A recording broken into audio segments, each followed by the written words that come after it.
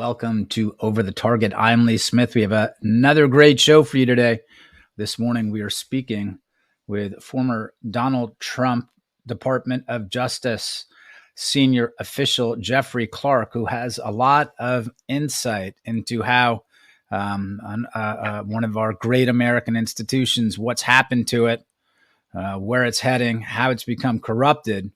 And the main topic we're going to be talking about today is, again, particular insight he has into how what turned into the Durham report. Remember, this was a years-long investigation into FBI, DOJ, and CIA and other agencies' abuses and perhaps crimes committed during the FBI and DOJ's investigation of the Donald Trump campaign.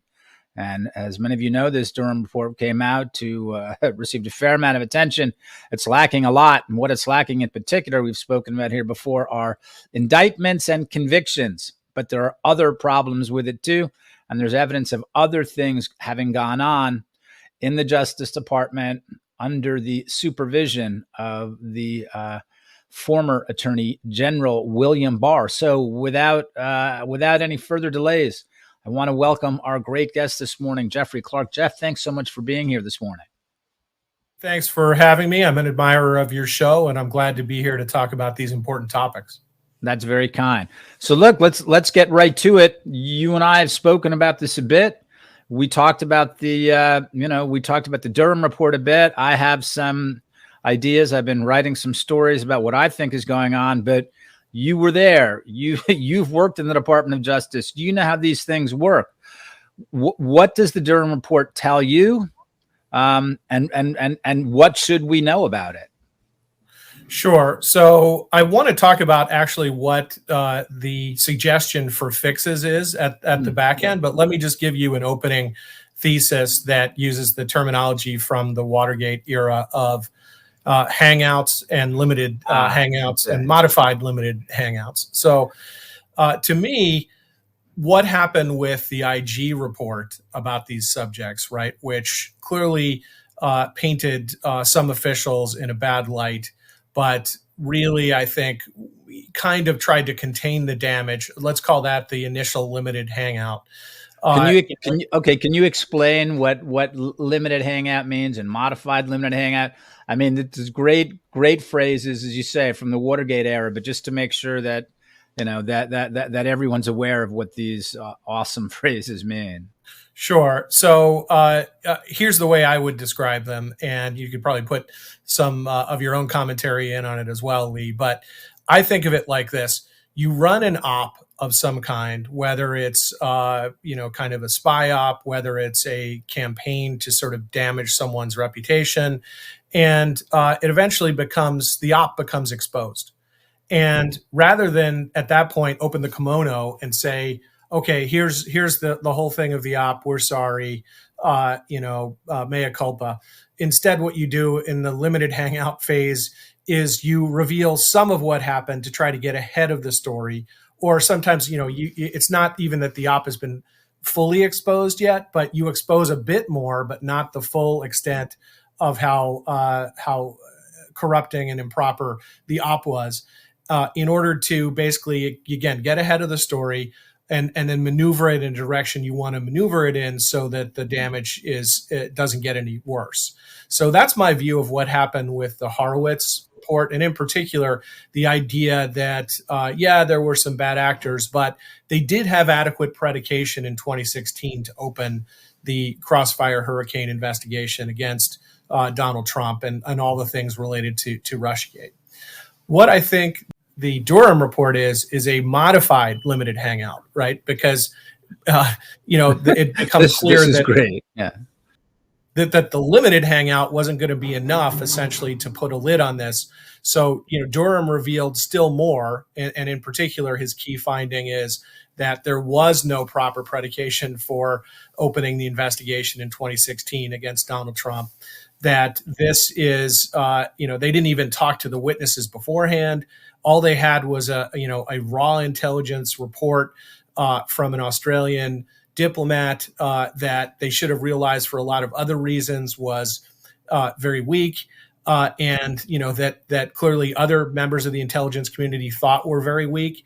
And so, Durham, he opens the kimono further, but I still think that it is not a full dump of all of the terrible things from what I think was clearly a coordinated campaign to either prevent Donald Trump from becoming president in 2016, or if he did manage to get elected, as a fallback. And I think this is what Strzok was talking about in terms of an insurance policy with his friend Lisa at the FBI, that then they could consume his entire presidency by putting it on its back foot, by putting it on a defensive, so that there was a constant need to respond to all of the leaks that I think they were also coordinating with the media to just keep Donald Trump from really fully assuming the presidency and fully being able to execute it with energy. And I think even with all of those attacks, he still managed to execute the presidency with great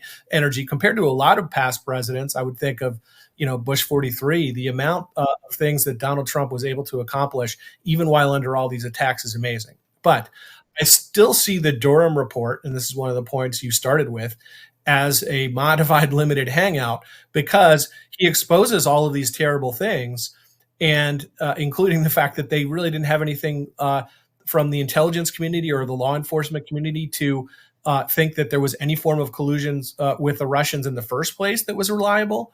He exposes all those things, but then no one gets charged for it. He doesn't interview even half of the main actors at a high level, right? He exposes that there was an August 2016 meeting in the Oval Office with Obama, with Brennan, with former Attorney General Lynch. And in that meeting, Brennan tells them that we know that the Clinton administration is going to run an op, essentially a private op, although I think it turns into a public-private op, to vilify President Donald Trump as a way of distracting from Hillary's email problems. And, so okay, they knew about that, right? And yet they continue and they open up the Crossfire Hurricane investigation with lightning speed based on no predication. That leaves a lot of unanswered questions. Well, why weren't indictments pursued against all of the participants in this scheme? Or at the very least, why weren't all of the participants in the scheme interviewed? And they were not. So that's why I say, Lee, that I think the IG report, which is giant. Some people described it as a book report, right? The Durham report is like another gigantic book report, right? It's usually not what special counsels are for. And that's the modified limited hangout. Like you do your best to kind of keep the damage contained of those who you're essentially trying to protect. And I think that's what all this smells like to me, Lee. I've explained before, I think there are some things that we have from the Durham report that are useful for people like you and me and others who've been following the story very closely. I think that one of the most interesting things that I've seen is the different interviews with Andrew McCabe that show how involved James Comey was in Crossfire Hurricane.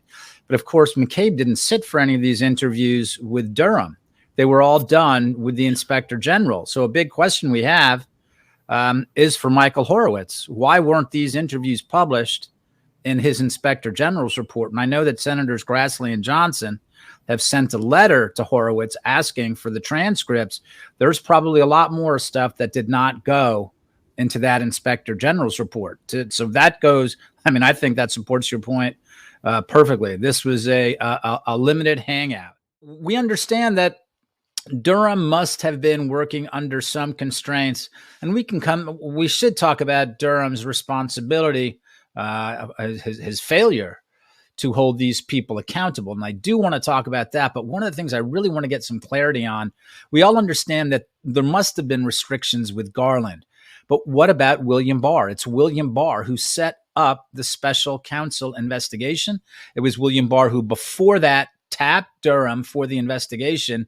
What guardrails were established by Barr to protect the conspirators and ensure that there was no real accountability? Or do you think that this is strictly a Garland thing, with a combination of Garland and Durham, or where was William Barr on this? So, Lee, I don't think that we're ever going to find a document or a smoking gun document that told that was from Barr to Durham, telling him sort of go so far, yay far, and no farther. I think that if anything like that occurred, it would have been in private conversations between the two of them. And as you probably know, the mainstream media, especially the New York Times, had a whole series of stories about Barr and Durham going to Italy to do some investigations at one point, right? And that they were meeting privately, and that they liked to drink together when they did that, right? So there were definitely the opportunity for that to go forward. So all I can suggest from the evidence that we have is that it's very coincidental that essentially what Barr said as a matter of going into the investigation is, minus the details, precisely the door that Durham exits from at the end, namely that it looks like there was an operation to either prevent President Trump from becoming president or to frustrate, weaken, diminish his administration while it went forward. And then, that's, lo and behold, years go by, and that's the conclusion that Durham reaches. I don't think it's coincidental. So I think that it was designed to be a modified limited hangout from the start. I don't think that it wound up as a modified limited hangout because Merrick Garland was placing restrictions on it. And, there maybe information will come out about restrictions that were placed on Durham by Garland at some point, but they haven't come out yet. And, obviously we do know that there are various whistleblowers floating around who say that there are restrictions that are being placed on investigations into Hunter Biden, and that's clearly at the feet of the current Attorney General and not Barr, who was the most recent, Trump Senate confirmed Attorney General. I was among those who was very optimistic, who was saying, "Wow, incredible! This is great."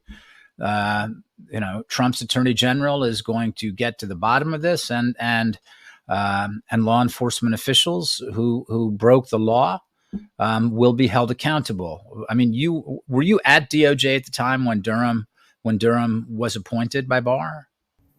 Yes. So I was not involved in that directly, but I was there at the time. My last day at the Justice Department was January 14th, 2021. I wanted to give my principal deputy in the Environment Division the ability to put on his resume that he was the acting Assistant Attorney General of the Environment Division, and for complex reasons under the Vacancies Reform Act, as long as I was in